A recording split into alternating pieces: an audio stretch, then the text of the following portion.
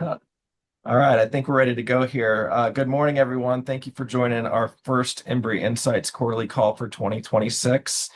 As a reminder, we've launched this series to give our partners and potential partners, really all of our industry relationships, an inside look at how we're looking at deals, how we're looking at the market, what drives our investment decisions. I'm thrilled today to welcome Sharon Wilson Géno. Many of you know she is the president of the National Multi-Housing Council. Before I kind of get into her background, just a brief update on EMBREY for those of you who are new to the call. We are a vertically integrated real estate investment development operator based in San Antonio, Texas. We have 52 years of operating history, 50,000 units under our belt, predominantly in the Sun Belt and Mountain West. Currently, we have about 6,000 deals either under construction or in development. We're actually looking to double our output over the course of the next couple of years. And so getting up to 10 plus developments a year is our goal. And we have a great team in order to do that. My name's Garrett. I'm the Chief Investment Officer here. Basically, anything that touches the money side of the business, I'm involved with, whether it be capital markets, fund formation, investor relations, all of those things. But with no further ado, thanks, Sharon, for joining us today. I really appreciate it. Thank you for having me. Again, many of you know Sharon. She is a 30-year industry veteran. She has deep expertise in a number of areas, but with a particular focus on housing policy, community development, affordability. She took over the role of NMHC president back in 2023. Before that, she was in the private, actually mix of private and public sector experience. She holds a JD from Georgetown. She's still heavily involved there. Frankly, Sharon, you had big shoes to fill when you took over for Doug Bibby, but I think that you've knocked out of the park. You're widely respected, and everybody appreciates what you're doing. So appreciate it. We thought we'd start off today by just kind of going over the big picture takeaways from the conference. So with that, I'll open it up to you, Sharon. Sure. And thank you, Garrett and EMBREY for having me. And I love to talk about the conference because it really is our landmark event for the year. There was so much energy this year. I mean, it's always a very frenetic group, but boy, was there a lot of enthusiasm and I think cautious optimism for what the year ahead lies. Despite the weather, we had a number of weather challenges and people having difficulty getting there. People really made an effort. We didn't have a significant drop off in attendance at all. But I think people came away from the conference feeling like things have stabilized on certain parts of the industry. There's a little bit of a reset in a couple of areas, but people have a really good sense that demand remains strong for the services and the products that we provide. So multifamily is here to stay, and there's continued growth potential moving forward. Yeah, it's always interesting. A lot of people kind of walk away from the conference trying to figure out what the theme was, and then we get in our little circles and have a lot of groupthink. But I try to separate from that. I found it interesting to this year because it was kind of like a dichotomy from the people I talked to. On one hand, you had people like me, or brokers, owners, operators, developers, those cohorts who felt a little fatigued after just 3 or 4 years of sort of hard operations in the industry. But on the other hand, and I think this is more important for both of us, very clearly debt's back in the market in a big way. And for the first time in a few years, there were real conversations with major equity partners saying they were ready to do deals. Now, it hasn't felt like the switch is flipped quite yet. But at the same time, we talked to a number of existing and new potential partners that had real capital to put out and were looking for deals, which is frankly refreshing after a couple of years of people being on the sidelines. Yeah, no, absolutely. And I think one driver of all of that is some stabilization, if you will, on construction costs. People have a better sense now what that gap is going to be, whether they need to fill it with equity or debt, most likely debt. They have a better sense that construction prices aren't going to be like a bouncing ball like they were right coming out of COVID. That being said, we still have this sort of looming conversation around tariffs and the impact of tariffs. But frankly, most of the organizations that I speak to, they're already building in a 2 to 3% around tariffs. And And that seems to be something we've seen over the last couple of years. So there's some stabilization there, it seems, and that's really helpful. If you flip that around, though, I think the bigger unknown is operating costs, and we continue to fluctuation in operating costs, although there's been some stabilization in insurance rates, which has been good. We have regulatory overlays and other things that could pop up in different markets, creating additional operating expenses as well. Yeah, it's interesting. It's two big pictures in my mind that you bring up. But last year, I felt like what was holding us back a lot on getting the development engine started up was just this general sense of fear, and the fear was kind of circled around tariffs, immigration, and general economic conditions. Some of that fear feels like it's subsiding right now. Certainly, tariffs seem to have stabilized. Immigration is an issue, but we haven't seen it have a widespread impact on either demand or our ability to execute. And then the economy, although we're still kind of in the early stages of some of these sort of resetting expectations, seems to be on really firm footing, and certainly some interest rate relief will help there. So we're hopeful that as some of that fear kind of moves into the rear view mirror, again, the equity comes back into the market, transactions happen more on the investment sales perspective, and then we can get more development going as well. But the second big bucket you kind of bring up there is really interesting in my mind, and that's this whole conversation around operations, right? The sort of operating environment is certainly different today than it was anytime pre-COVID. A lot of focus on the best operators being sort of in the catbird seat to sort of get deals done and drive values going forward. What are you hearing as far as what operators are doing to kind of service the resident experience differently? Because the resident's demanding more and more these days. Yeah, lots and lots of talk about centralization, and Mhm.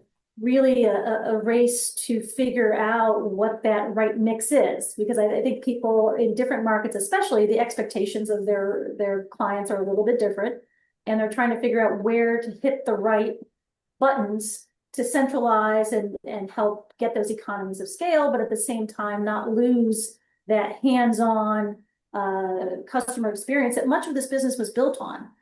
That being said, we are going to make, and we still are already making, a fundamental shift to have less of that one person, one building assignment that we've had in the past. And that's an evolving conversation. I think that will continue to evolve over time, because really the flip side of that is technology. You and I were just talking a little bit about some of the technology work that we've been doing with the organization. We had holograms at the event. Will people be doing leasing through hologram? Absolutely, that is a real possibility in the future, and that's on top of the different property management software providers and other things. So while we're moving in that technology race pretty fast, we're still trying to figure out what the right things are. And I hear many operators saying, time out a little bit. I've bought all these different technology platforms, and people are showing me things, and they're very interesting in certain niches. But now I got to get it all in order. And I've got to figure out what are the things I really need, what are the things I don't need, and to your point, what are the things that my customers care about the most, and also where are the places where I'm going to get my most ROI. A lot of just internal looking at technology and operating costs generally, and the customer experience, and trying to line those up to get the biggest bang for your buck. Yeah, I think you make a really good point. And actually, Ricardo Rivas made a good point on one of the panels. He was just talking about any sort of technology overlay you put in has to make life easier, is what I would say, and instead of kind of create a sort of another level of oversight.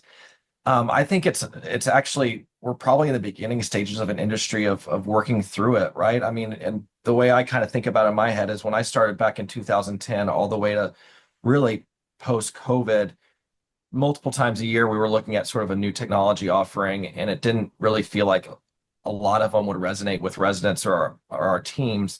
Now I would say that's switching, right? There's real technology out there, and whether it be on the maintenance side or on the leasing side that can really help your team perform better and fulfill that resident experience even better.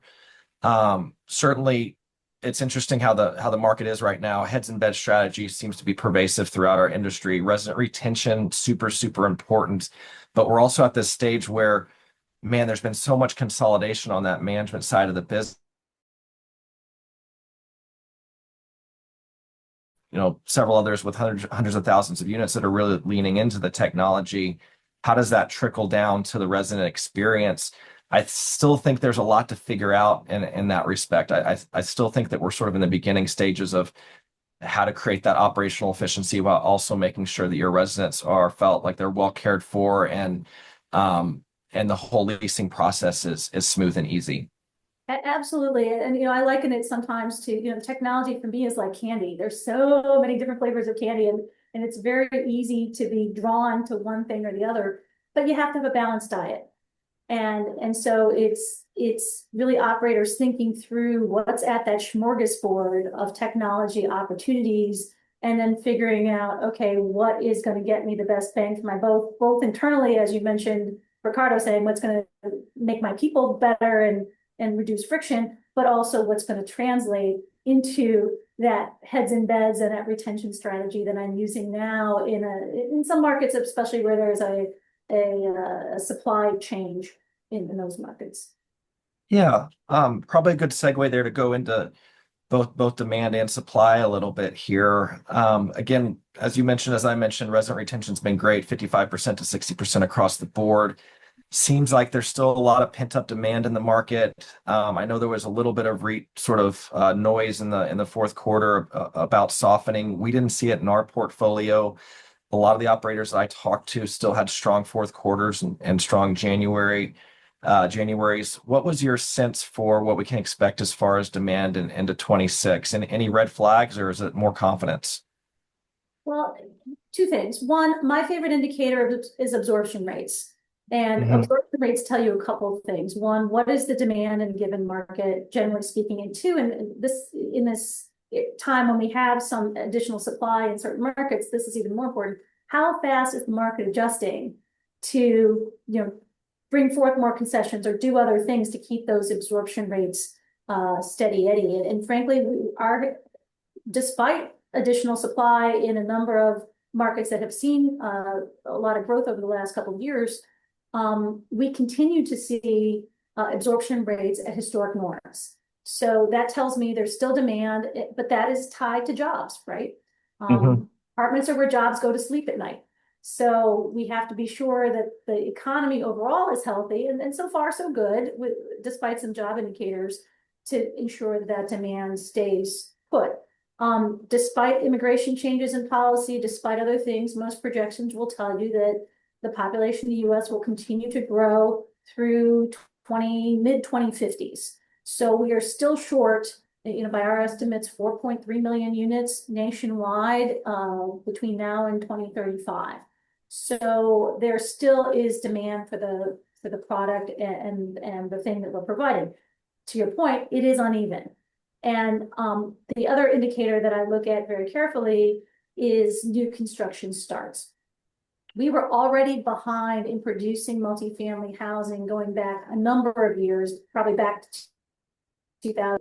But starting in about the third quarter of 2022, about when I took this job, we saw a dramatic drop off in new construction starts, largely driven by the increase in interest rates earlier in 2022.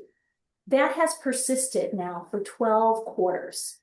And it's different in different markets, but as much as 70% drop off in new construction starts, the average we have is around 33-35%.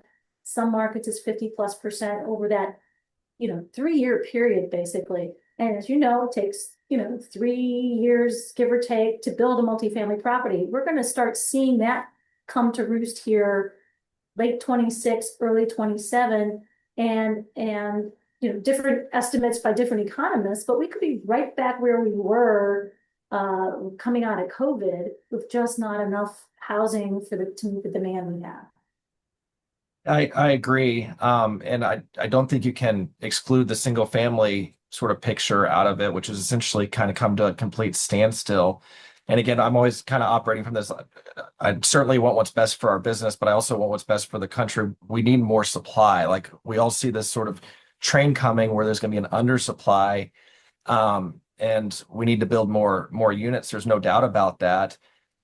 My take for the past year is that when I get the question of what's it going to take for equity to really come back in the market, I think it's that concession burn off. And historically, when concessions burn off, they burn off quickly. You kind of get a snapback effect. My take is we start to see that this summer, and that's when equity really starts to come in. And like you said, it's market by market. You can't broad brush this stuff. But what does that really mean? Well, that really means we have at least a 2-year window where very few new deals got started, and potentially even longer than that in markets. And so you're going to have a fundamental undersupply of apartments and a lot of the markets we deal with or operate in. And it'll be interesting to see how that all plays out, because that's going to lead to real rent growth. And then it's going to lead into another part of the conversation we'll have here in a minute when it comes to affordability. But I do think once those concessions sort of start burning off and the summer in most of our markets, that you'll start to see equity kind of come back in full force. And there are other that have funds that have been raised and because of Mhm. various challenges have been struggling to deploy. So while the equity raise is a little tough now, there is still some dry powder sitting there, and it's episodic to your point. It's spread in different Yeah. places. What do you see along the same lines? What are you seeing, hearing as far as both market preference and product type preference? And I'll preface that by saying Sunbelt Mountain West were really doing well, kind of right post-COVID. That kind of cycled into tier one coastal markets and a little bit in the Midwest. Now it seems like the interest is coming back to the Sun Belt. When you talk about product, we've been seeing a preference towards lower cost basis product, more suburban product. Were those themes kind of consistent through this year's conference, or did you see any deviation from those? No, absolutely. People are still moving to Sunbelt cities. People are still moving to Austin. People are still moving to Phoenix. People are still moving to Charlotte's, Nashville's, at a pretty decent clip.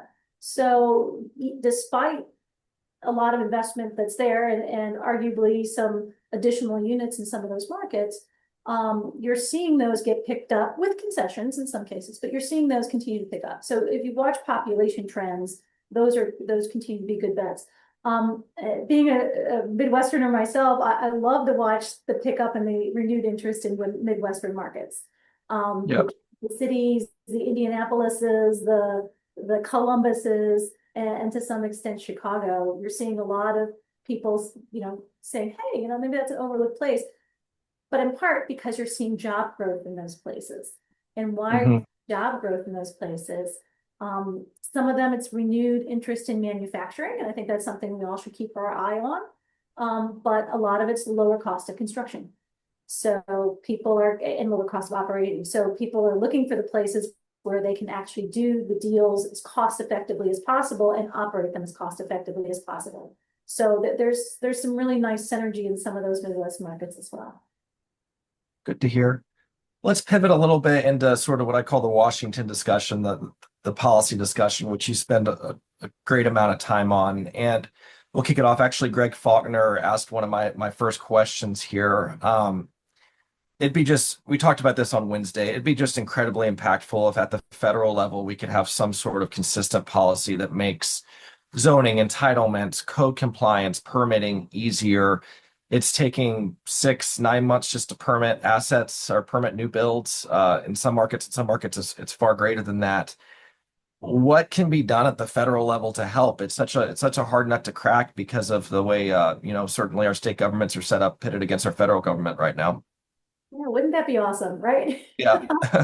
It's an easy question for you there, so go ahead. That would be great. Truth be told, we have been working with the administration for over a year on the possibility of the federal government being an incentivizer and a catalyst for states and localities to have sets of zoning requirements, permitting requirements, and other things that would that they would agree to in exchange for their ability to participate in federal incentive programs. We have been promoting and don't have introduced yet, but we're working very diligently in various forms of what we think would be a great opportunity would be a federal program, a federal match program to states and localities that use tax abatement and lowered barriers to housing. So rather than create a whole new federal program with a whole new series of requirements and compliance and other things, the federal government knows how to do matching programs. They do it for transportation, they do it for disaster relief. It's much more streamlined than creating a whole new top-down program. Could they partner with states and localities that are already using tax abatement, some better than others, to create more units and to create more affordability in those units, in exchange for the states and localities also agreeing to lower those barriers to housing within a certain set of parameters. So we think that's one potential tool where the federal government could be a real leader here. And there's buy-in definitely at the administration level. I think the challenge we have, and you've seen some of this since the beginning of the year, the White House just put out an announcement yesterday. Here's how the administration is lowering your housing costs. The rhetoric is all on this, we'll just regulate that industry and that work, and that's what's gonna bring your costs down. Much more of an us against them, corporate versus the little guy approach, and that plays in a political year like we have this year. We have not gotten beyond what we think the real answer is creating financial opportunities for those things to happen.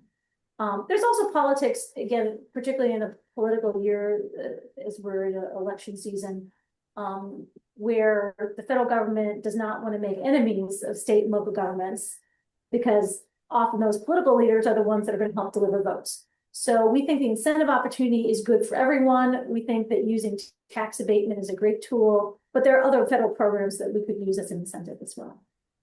I think you nailed it. I think the incentive policy on the tax side is much easier for our industry to tackle than sort of the regulatory environment when it comes to sort of permitting and entitlements. Now, this kind of, again, is a good segue into the affordability conversation, which is sort of first and foremost and a lot of our minds right now.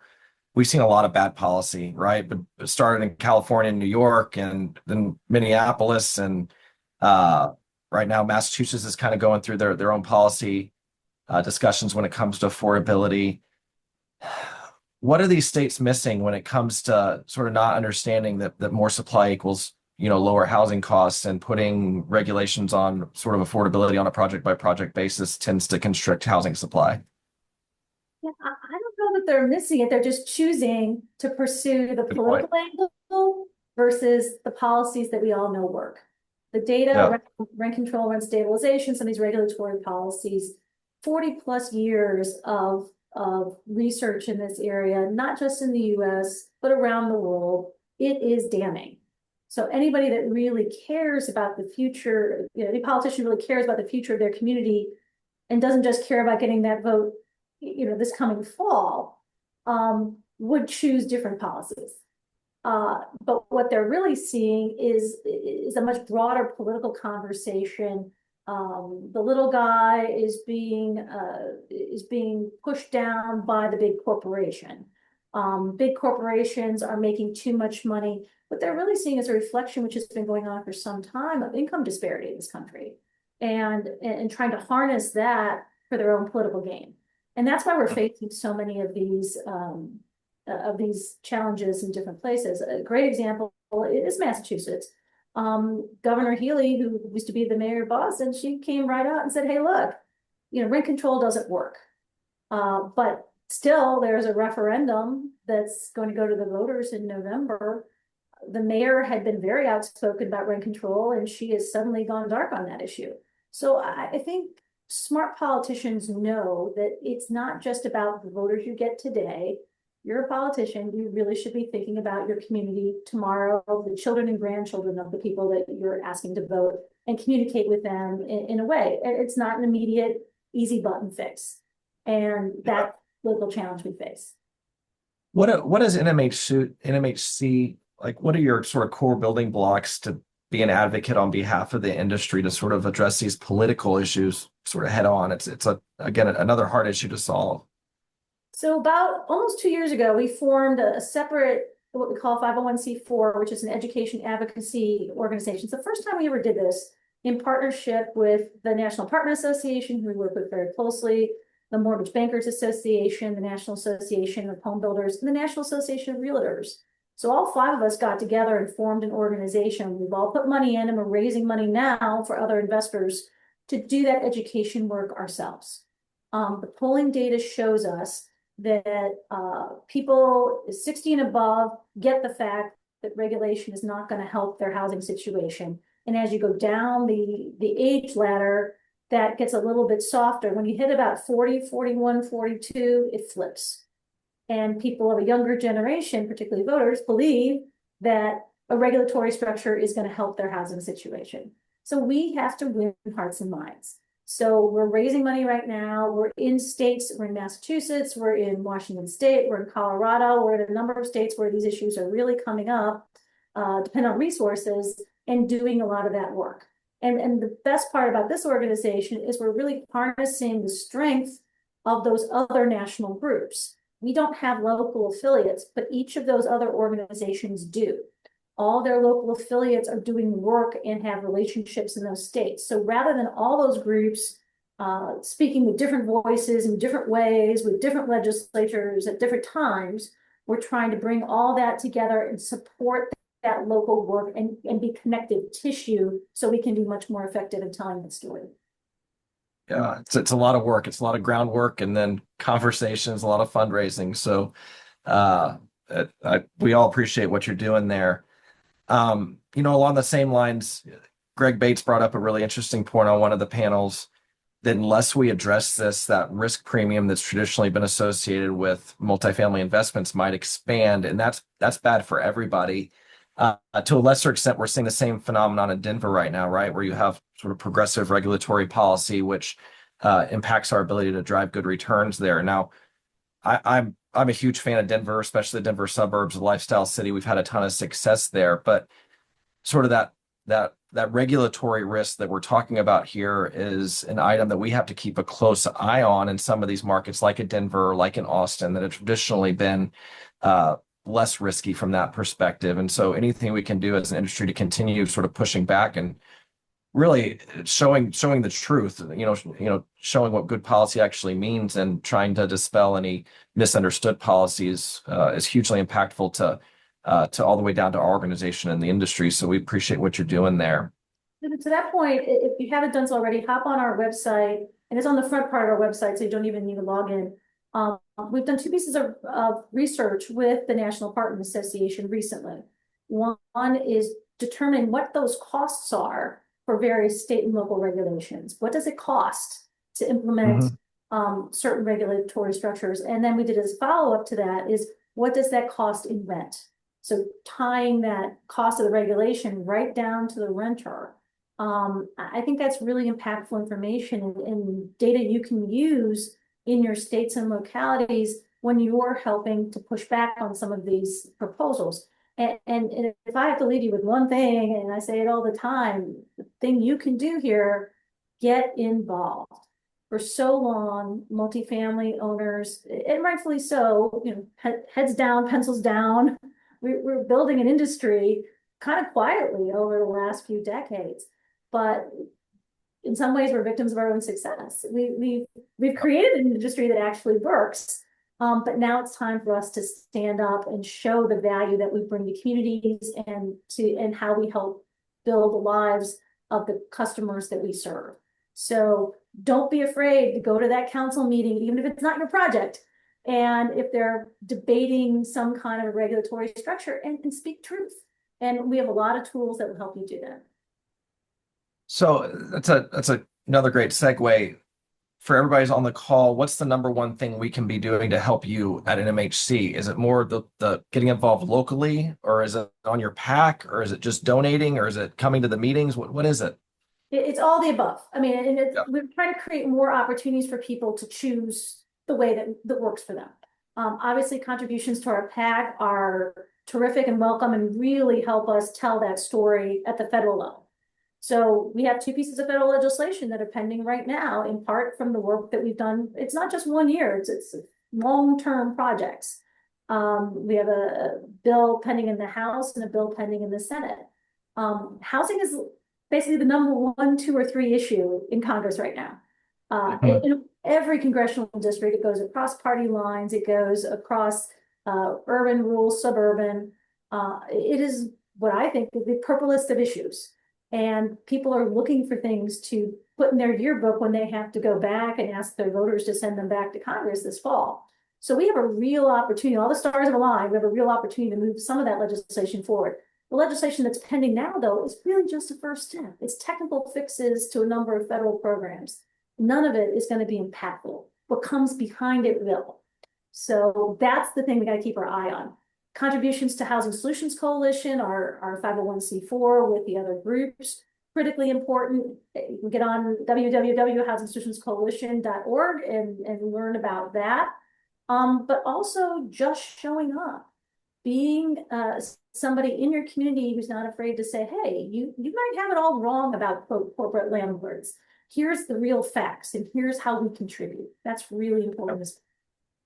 One thing I love about our industry is just how collaborative it is, and that really comes out in the NMHC Council. I mean, we're all competitive in certain circumstances, but for the most part, we're all looking out for each other and want to see the industry blossom. And so that's all great to hear those areas that we can be impactful. I did want to open up to a few audience questions, but first, I was really bummed. I missed the Michael Lewis keynote. I had to leave early. You know, big fan. Read almost all the stuff. Liar's Poker, Big Short. It goes on and on. What were the big takeaways? He was hilarious. He's a great speaker. He was absolutely hilarious. And at one point, Antonio Marquez was interviewing, and at one point in time, he said, Antonio, you know, you don't really need to speak. I got this. Yeah. And really went on a really interesting monologue about how he got interested in these things. I had two takeaways. One, the impact of stories. And I think that's something that we, in this world of facts and data and fighting about, quote, what is the truth, people's personal stories are still really important and really impactful. And that's something we're working on at NMHC this year, is really to tell the stories of not only people in this industry, but even more importantly, the people we serve. How has multifamily helped somebody build their life? How have we been part of a continuum that helped them gain job growth, gain home ownership if that's their choice, or other things? So it's not an either or. We are an integral part of building communities and building lives. So we're trying to do a better job of telling those stories. The other thing that I took away from that I thought was really interesting is, you know, he basically said, look, I never set out to do this. I just I wasn't afraid to try a bunch of things. And he's like, some things work and some things don't work. And so don't be afraid to try new and different things sometimes, and not just stick to the script all the time. And I thought too that's a life lesson for anyone. Yeah, but both great advice. I feel like so much in real estate development does come down to storytelling. You got to tell your story to your investors. You got to tell your story to the community, to the neighborhoods, to the regulatory policy makers. And so that is great advice. Couple questions coming in from the audience. This is a good one I meant to touch on. Fannie Freddie, the IPO. How does it affect us? Are we involved from a policy standpoint? Where do you see that going? Yeah, great question. And there's been a little bit of movement. You know, there's been some tension over between, well reported, the Treasury Secretary and the director of the FHFA around this and other issues. So it's been relatively quiet for now, that discussion. Yeah. Most conventional wisdom will tell you that if it is going to happen, and I'm not saying it's not, it would be under a fairly go slow approach. But now that that idea has been floated as a way to raise capital, help offset the federal deficit, to do other things, I don't think it's going to go away anytime soon. But it's taken a little bit of a back seat to some smaller things that the GSEs can actually do to help the housing shortage. For example, you know, they raised the multifamily caps. That's important. And doing other things that can help expand and grow their strength in helping to build a multifamily. Good to hear. It has been eerily quiet. I thought it was going to be big news this year. We've been keeping a close eye on it, but haven't seen much news on it. I'm not saying it can't pop up again. Right. I think we've been learning over the last year that where prior administrations had sort of much more of a long ball view of Mhm. not just housing policy, but a lot of policy. This administration, it could be any day.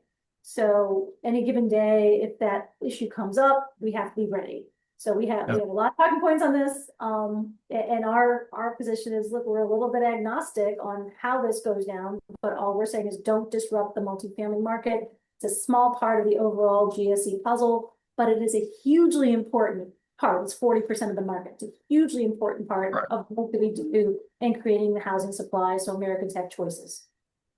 Oh, well, I'll keep a close eye on it going forward.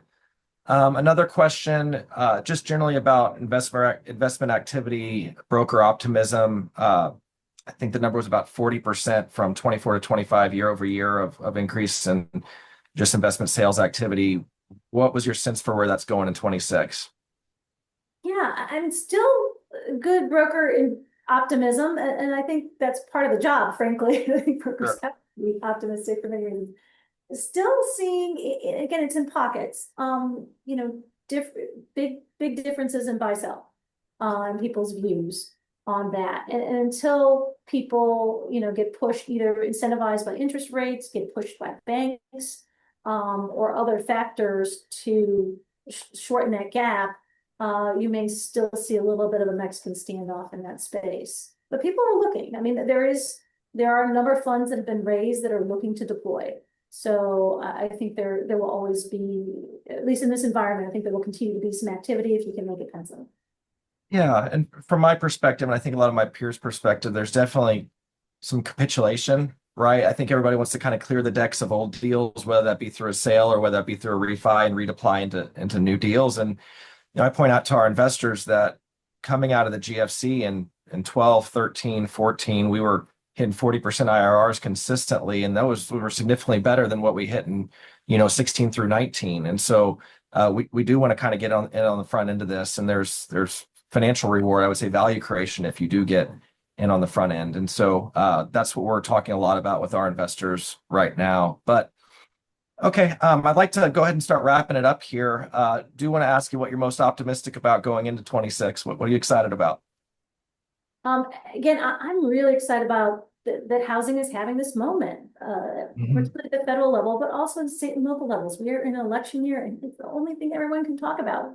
While that presents huge opportunity for us, it also presents some risk. And as we talked about, it can go the wrong way too. So the good news is everyone's talking about us. The bad news is everyone's talking about us. So I'm really excited that we, I think, are well positioned to capture this moment and try to move, particularly at the federal level, housing policy forward faster and continue to get people to care about it.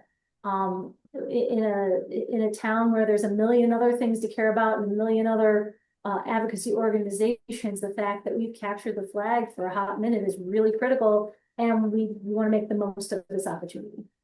Well, and I think that shows how important it is for all of us to do all we can on the local, state, federal level, NMHC to support the greater good. So, Sharon, I hope you do know how much we all appreciate everything you do and how much your team does for the organization. And make sure you're calling on us to help because we're here and we're better all together. So I really appreciate it. And we'll wrap it up there, but we will go ahead and distribute a recap of this call and a video presentation in the next couple of days. So with that, Sharon, anything else? I thank you for your time. The big thing, thank you so much. I appreciate everything you're doing too. Keep up the good work. Okay, thanks, Sharon. Take care. Thanks. Bye-bye.